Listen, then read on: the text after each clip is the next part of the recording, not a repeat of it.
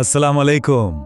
आज हम एक बहुत ही खास दुआ के बारे में बात करने वाले हैं। ये दुआ रिज्क में फरावानी के लिए है और इसकी निस्बत हजरत अली करमुल्लाह वजह से है। कौन नहीं चाहता कि उसका रिज्क वाफिर और बाबरकत हो। ये एक ऐसी ख्वाहिश है जो शायद हम सबके दिल में होती है, एक ऐसी जिंदगी जहां रोजी की फिक्र ना हो और अल्लाह की हर नेमत में बरकत हो। तो आइए देखते हैं कि ये दुआ इस हवाले से हमारी क्या रहनुमाई करती है। तो आइए इस दुआ को जरा गहराई से समझते हैं। ये रिज़्क़ के लिए एक बहुत ही ख़ास इल्तिजा है और इसकी अहमियत इसलिए भी बहुत ज़्यादा है कि ये इल्म और हिकमत के दरवाजे यानी हज़रत अली रज़ी अल्लाह अन्हु से हम तक पहुँची है। अच्छा, आगे बढ़ने से पहले ये समझना ज़रूरी है कि दुआ आखिर है क्या। देखिए, ये सिर्फ कुछ अल्फाज पढ़ लेना नहीं है। दुआ तो दरअसल बंदे और उसके रब के बीच एक सीधा राब्ता है, एक गुफ्तगू है, अपनी ज़रूरतें, अपनी इल्तिजाएं पेश करने का एक बहुत ही खूबसूरत ज़रिया। और फिर आता है लफ्ज़ रिज़्क़। आमतौर पर जब रिज़्क़ का सोचा जाता है तो जहन में फ़ौरन पैसा आता है ना? लेकिन इस्लाम में इसका तसव्वुर बहुत बहुत वसी है। रिज़्क़ का मतलब सिर्फ दौलत नहीं, बल्कि अच्छी सेहत, ख़ानदान, इल्म और अल्लाह की दी हुई हर नेमत रिज़्क़ में शामिल है। तो सवाल ये है कि अगर कोई ये दुआ पढ़े तो उसे मिलेगा क्या? इसका सबसे बड़ा फ़ायदा क्या है? आइए देखते हैं कि इस दुआ से कौन सा ख़ास इलाही वादा जुड़ा हुआ है। और ये है वो मरकजी वादा। बात सिर्फ ये नहीं कि रिस्क मिलेगा, बल्कि असल बात ये है कि अल्लाह ताला ऐसे ऐसे ज़राए से रिस्क अता फरमाएगा जहां से इंसान का गुमान भी नहीं जा सकता। ये अल्लाह पर तवक्कुल और यकीन की एक बहुत ही ज़बरदस्त याद दहानी है। तो चलिए अब इस दुआ के असल मुकद्दस अल्फाज को देखते हैं और समझते हैं कि इनमें क्या हिकमत छुपी है। दुआ की शुरुआत होती है अल्लाह के नाम की तकरार से, या अल्लाह या अल्लाह या अल्लाह। ये तकरार दुआ करने वाले की पूरी तवज्जो और आजिज़ी को जाहिर करती है कि बस अब सारी उम्मीदें इसी एक ज़ात से हैं। अल्लाह को पुकारने के बाद अब पुकार रब की तरफ है। या रब या रब या रब। रब यानी पालने वाला, परवरिश करने वाला। इस लफ्ज़ में एक बहुत करीबी, एक ज़ाती ताल्लुक़ का एहसास है। इसके बाद अल्लाह ताला को उसकी कुछ बहुत अजीम सिफात से पुकारा जा रहा है। या हय्यु यानी वो जो हमेशा से जिंदा है और हमेशा रहेगा। या क़य्यूम यानी वो जो खुद कायम है और पूरी कायनात को कायम रखे हुए है। और या दल जलाल वल इकराम यानी ए जलाल और बुजुर्गी वाले।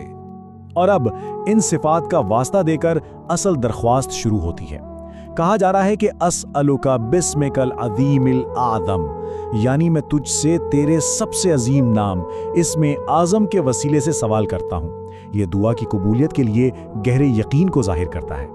यहाँ पर जो मांगा जा रहा है ना, वो बहुत वाज़ेह है। सिर्फ रिस्क नहीं मांगा जा रहा, बल्कि 3 शर्तों के साथ। ऐसा रिस्क जो वासे हो यानी कुशादा हो, खुला हो।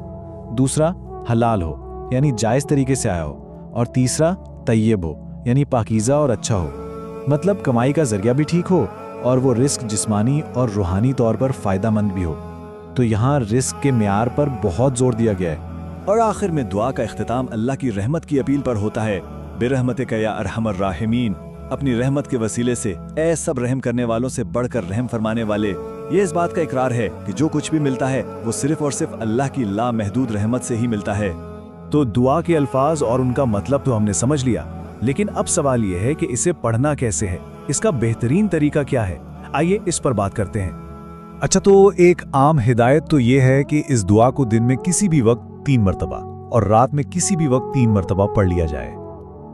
ये लचक बहुत अच्छी है, इससे इसे रोजमर्रा जिंदगी में शामिल करना बहुत आसान हो जाता है। लेकिन अगर इससे बेहतरीन फ़ायदा उठाना हो तो उसके लिए एक अफजल, एक ख़ास तरीका भी बताया गया है, और वो ये है कि इसे फजर और इशा की नमाजों के बाद पढ़ा जाए। ये दिन के 2 बहुत अहम रूहानी औकात हैं, दिन का आगाज और दिन का इख्तिताम। इस खास तरीके की तरतीब बहुत ही खूबसूरत है।